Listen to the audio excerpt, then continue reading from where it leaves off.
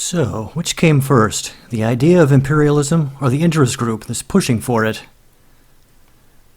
Charles A. Kupchan thought it had to do with elite adjustment failure. The imperial process is best understood as an interaction of material interests, ideas, and politics. Studying elite perceptions of the balance of power, strategic culture, and strategic beliefs can show how notions of empire are resistant to disconfirming evidence. Beliefs originate among the elite and then trickle down to the masses. Elites shape mass opinion, but in time of crisis, the elites become trapped in their own success, and policy change becomes difficult if not impossible.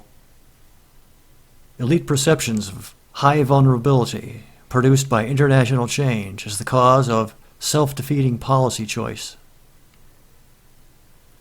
According to Kupchan, there are three phases of elite perception of imperial vulnerability in a declining empire. First, elites respond to strategic deficiency with a combination of allies and aggression on the periphery. Second, elites then propagandize images and concepts of empire to garner mass support, and strategic beliefs of the elite and strategic culture of the masses become mutually reinforcing.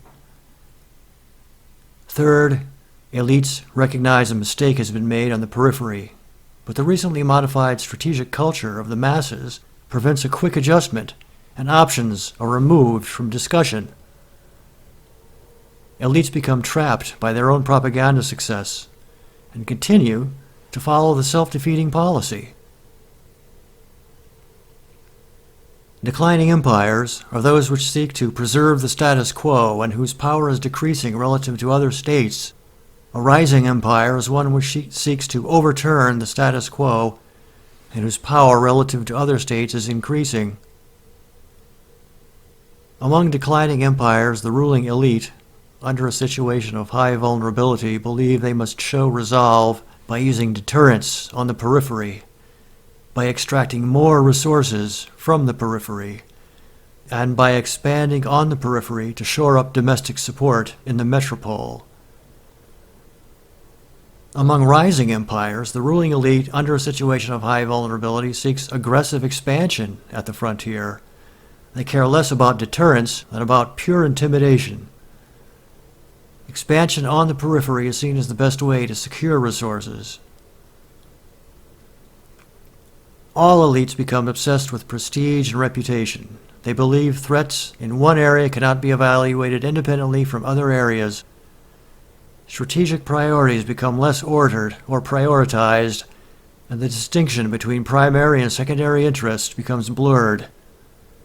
The domino theory takes hold, that one setback will produce others.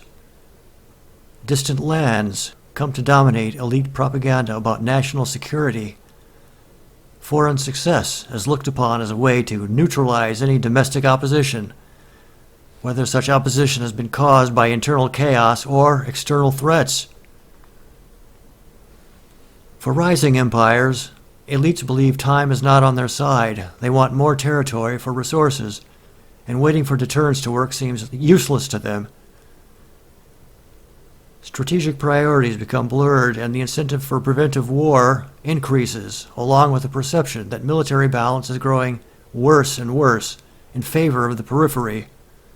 A feeling of insecurity breeds hypersensitivity to imagined challenges or suggestions of compromise. Furthering the structural approach, Alexander Motyl thought empires were not agency-inspired or intentionalist, but rather the result of systems with lifespans of expansion, decay, and death. Empires are therefore about relationships of core and periphery, and elites to both. The need of core elites for information about the periphery grows with each conquest, reaching a point at which it is no longer sustainable. Imperial elites must be kept informed about the condition of their possessions, about collaborationist bureaucracies, and most importantly, about resource flows from periphery to the core.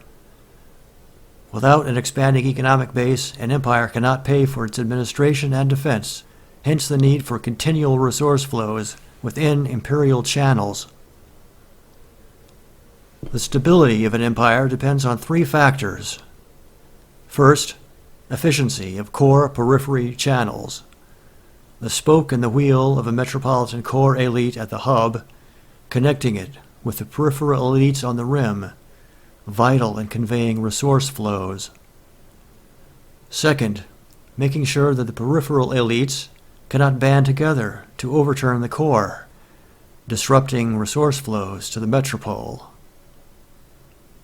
Third, peripheral elites competing with each other for the favor of the metropole will ensure their continued dependence on the imperial power at the center. Formal independence of a peripheral society does not spell the end of the system, because the empire can become social and functional and not just spatial and territorial. Motyl had no use for human agency in empire building and did not think it could be proved that any leaders of any empires ever made a choice to build an empire. But Motyl admitted that his own interpretation of empire left out the road of ideology and attitudes. Leaders do sometimes act on ideology and attitudes, in other words, beliefs. My own contention is that both human agency and structure must be accounted for in explanations of imperialism. Ideas, beliefs, values, interests, norms, all need to be analyzed because they are part of the decision-making system of empire building.